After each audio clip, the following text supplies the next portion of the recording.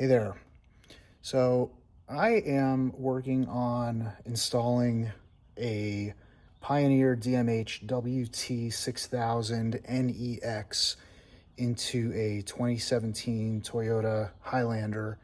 Our Highlander happens to be a hybrid, but I believe the stereo situation is the same across all these models here. And I got the stereo installed with the Metra mounting kit, and it's the 998248B for Toyota Highlander 2014 through 2019.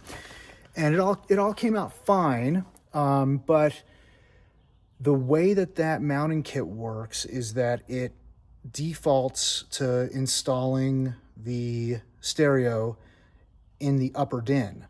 And this particular Pioneer has a 10-inch screen, and it is up a little bit too high for my preference.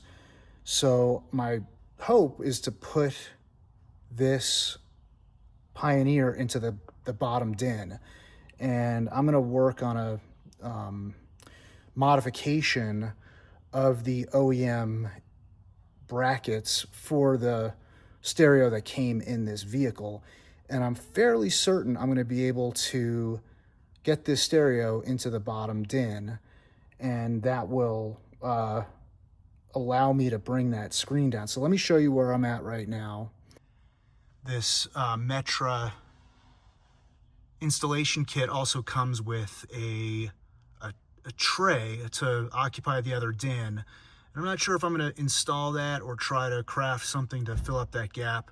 I'll probably put the tray in above it, but the point is I should be able to reclaim this dead space down below, put the tray behind the screen on the upper din, and then be able to see this more clearly, and I think it'll have a nicer, cleaner look to it. Hey, this is just a quick interruption. You are going to need to use the back mounting holes on the head unit. You're going to see in this video that I use the center mounting hole on the front part of the Pioneer head unit, and that actually sets the head unit too far back into the dash. So you're going to want to use the back mounting hole, and you also are going to need to modify the tray that comes with the Metra in order to fill the gap around there. I am going to not show that today. I'm going to need some time. I probably have about a week or two ahead of me before I have the time to take the dashboard apart and remount this thing, and I will try to update the video at that point.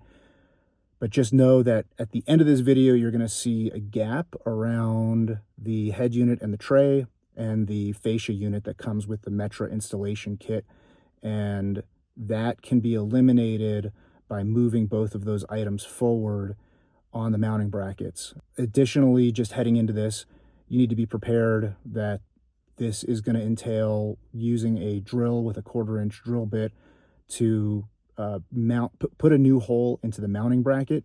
So be prepared with a drill, power drill, and a 1/4-inch drill bit. And also I used a grinder that I will show you in the video. So if you don't have that, you need to get yourself set up to be able to modify those brackets to accept the Pioneer head unit, as you'll see as I do ahead. This assumes that you know already how to install this stereo and get it connected to your Maestro interface and all the other details about taking apart your dashboard and all your connectivity that you're going to need. This is not a thorough installation video. This is just an instructional opportunity to allow you to install this stereo in the lower din, which the Metra installation kit is not designed for. I've already taken apart the other side of the OEM radio installation, or the mounting bracket. So here's the mounting bracket from the other side, and this is the way the mounting bracket is here. And my plan is to use the bottom din area for mounting the new radio, and then using these two screws here to mount the tray that comes with the Metra installation kit. And the other upside of using these brackets is that the Metra comes with plastic brackets. These brackets are plastic, and once it's in there, it's fine. It's mounted and it's fairly solid.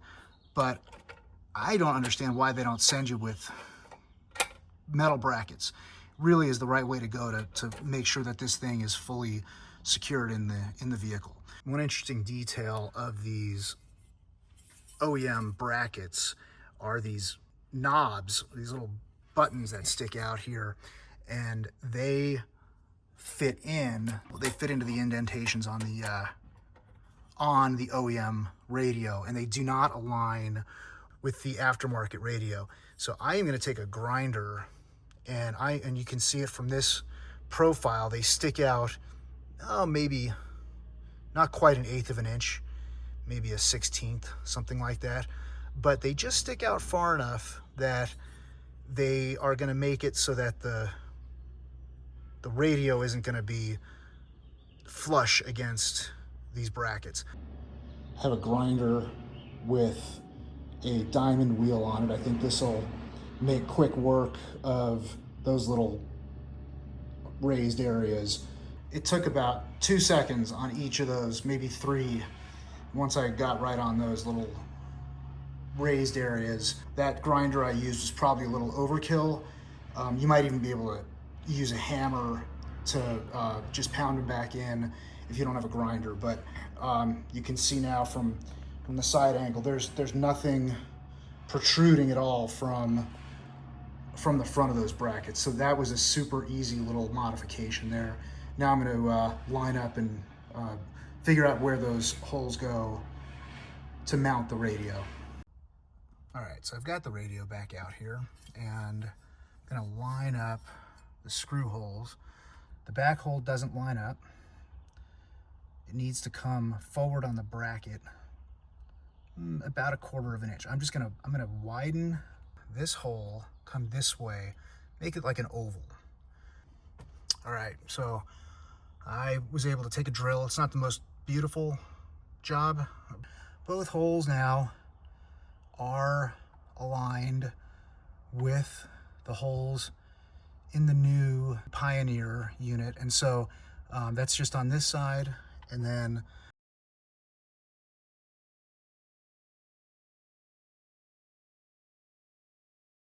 I have the other one. I'm not going to go around right now, but the other one, same thing. So I widened out that bottom hole there. So then on the top, these holes here, hopefully we'll be able to attach this, which is I'm not sure what I'm going to do. I might have to cut those off. This is the tray that comes with it. I'm not sure yet what I'm going to do, but I'm going to see how this lines up. Potentially could grind those down and then just stick a couple of screws with some nuts back in here just to attach this to the upper DIN bracket there. All right, so I've got the brackets on here. I was messing with the tray. And interestingly, it appears that the hole pattern, they appear that they're about the same distance apart when you line them up here. All right, so I think this is actually going to work here. So, you know, if I didn't have a screen on here, it might look a little funny, not entirely perfect. The way that this the front of this tray is set up is that there's a corner here and it's rounded on the bottom corner. Come in there. So, you know, I think that this is supposed to be up underneath the radio, and this is supposed to finish off at the bottom. But because I've got a screen across there, it's not a problem. Now I'm going to take this off and show you. I could not get both screws in there, but I was able to put the front screw in and just crank it down, and it's tight and it's not going anywhere. If it ends up rattling, I might have to take it apart and put a little piece of foam in between the bottom of the tray and the top of the radio, something like that. But I'm pretty sure this thing is going to stay. And to show you, the screw at the top of that tray is in, but if I were to put the back screw in, it would be tilting down. Actually, it doesn't even allow me to because of the face binds against the radio, but it would be at the wrong angle. I think I showed you before how the screw holes are offset, and you can see around here how the screws are in the radio into the mounting brackets, and I'll show you on this side now here. So you got the top screw for the front screw for the tray, and then those two screws there, and you can see that bottom back screw, that hole that I had expanded, goes straight in there.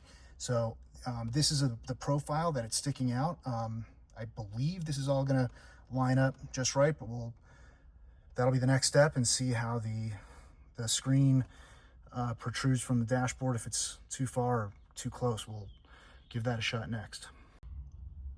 Okay, so I discovered the problem with this approach, and it's going to take me some time to sort out what to do. But if you see, there's a gap here. This does not come flush.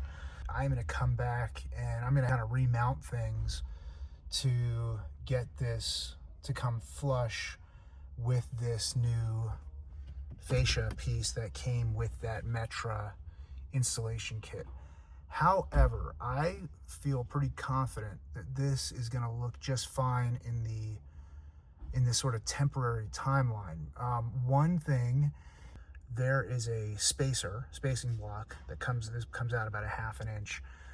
Right now I can't even get this the screen mounted on this. This is set too far back, but it's definitely within 1/2 inch of getting there. So I'm going to put that spacer block back there, and then I'm going to get this screen in here, and I believe this screen is going to be really flush up against this thing, and we're not going to be able to see back behind that screen into this gap.